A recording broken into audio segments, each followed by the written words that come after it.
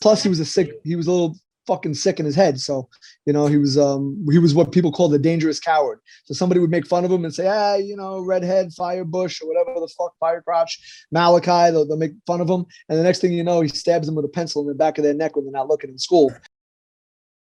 Now I don't want to do it, but I ain't afraid to die. Lord knows I ain't perfect. I ain't trying to tell a lie. It's understood and I ain't hearing all that woulda, coulda, shoulda. Trying to say you want peace, then you burn the It was my God's honest that I was all about a non-violent approach, but it seems truth is a non-topic. How did you get into hip-hop to begin with? I mean, was it just something you always knew you wanted to do? Or No. was there a certain moment or... Okay, so at first, as a little kid, I was very eclectic with music from the start because my mother had this huge record collection. She was very into music, and she had a huge record collection, vinyl, with the Sony noise reduction headphones, and she had the little knob that would turn a regular record into a 45, and had a bunch of the singles, the 45s and shit. Like the adapter thing.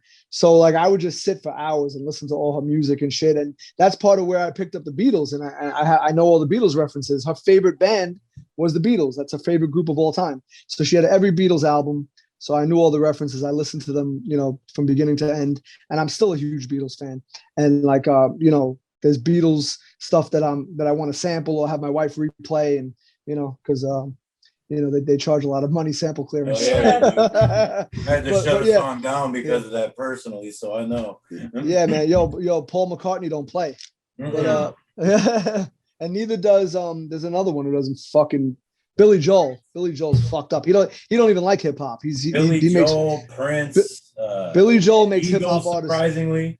I just was really eclectic when it came to, because I listened to everything. My mother had everything from Barry White to to Donna Summer, to the Beatles, to the Rolling Stones, all sorts of shit. I mean, even to, like 80s shit, like Cyndi Lauper, and that, hey Mickey, you're so fine, you blow my, and that shit. Those were fun songs for kids. I was a little kid, 6 years old, and I used to run around the house singing 80s songs, Man Eater, Hall and Oates. I'd be like, she's a man eater, and growl, and try to fucking bite people around the house. And now my little daughter growls at me. She's a little beast baby, But yeah, so fucking a little bit later on, my older cousin, we call him Malachi because he was Italian, but he had red hair.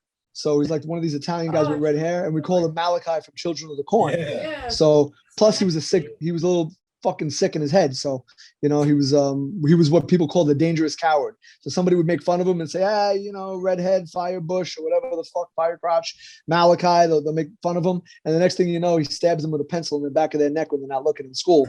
So he was a sick motherfucker, but he wasn't on some like head up, I'll fight you a fair one in the street. He'd like, stab you when you weren't looking. He was a sick guy, but he'd run over you with his car, sick dude, deranged. But he was very into music also, and he listened to everything, but everything that was 80s. So from Slayer to Metallica, he used to call Metallica Mentalica. He'd be like, yeah. He's like, yeah. And my name is Chris, right? So he'd be like, Christopher, listen to some Mentalica. And, that's how we would talk. And then he would play Cool G Rap. So he would play like pretty much everything, like all different cross of everything in the 80s, because back then there wasn't really an underground, right? If you were dope and you had a hit record out, the radio station would play it. So Cool G Rap would have It's a Demo on Hot 97 or Kiss FM or something, right? It's a demo, right? And then like you change the channel and it'd be Slayer, Rain and Blood, or something, It would be something. So everybody would have mixtapes, and they would tape the songs they like, or buy the songs they would like, or buy the singles, or buy the cassette tapes, and fucking, so my cousin had a tape deck collection that would be like Slayer, Metallica, Cool G Rap, Run DMC, Beastie Boys, like shit like that.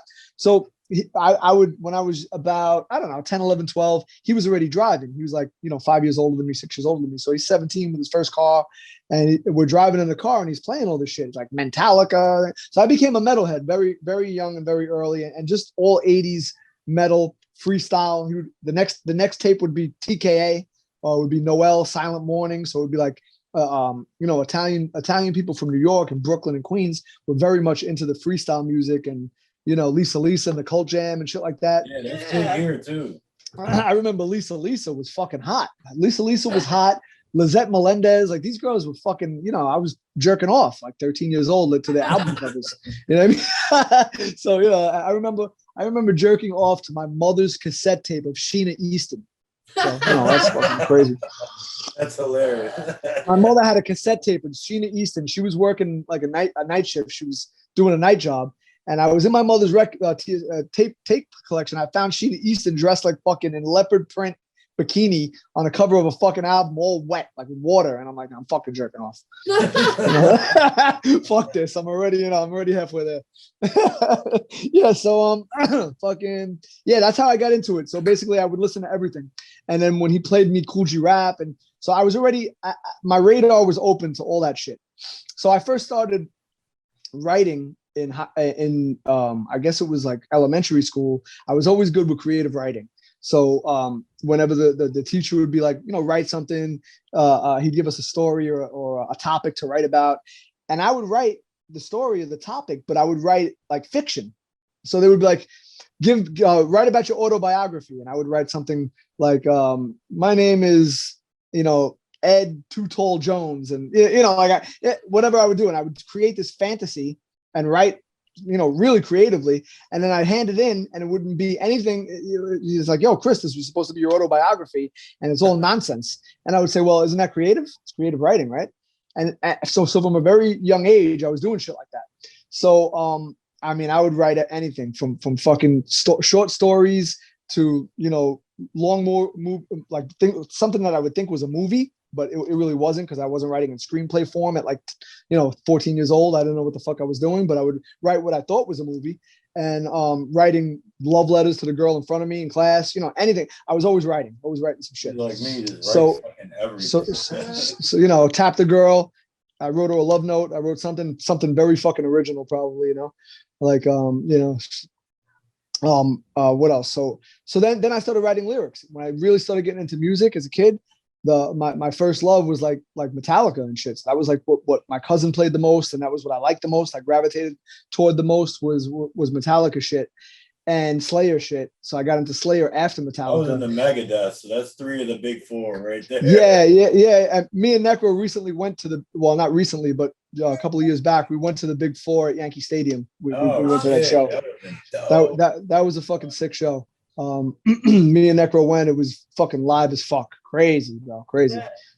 But we've seen Metallica together at least 3 times, maybe 4 times. And I seen Slayer once, and it was at a festival that we were performing at, which is amazing. So we kind of, in an inadvertent way, opened up for Slayer. So which is another story.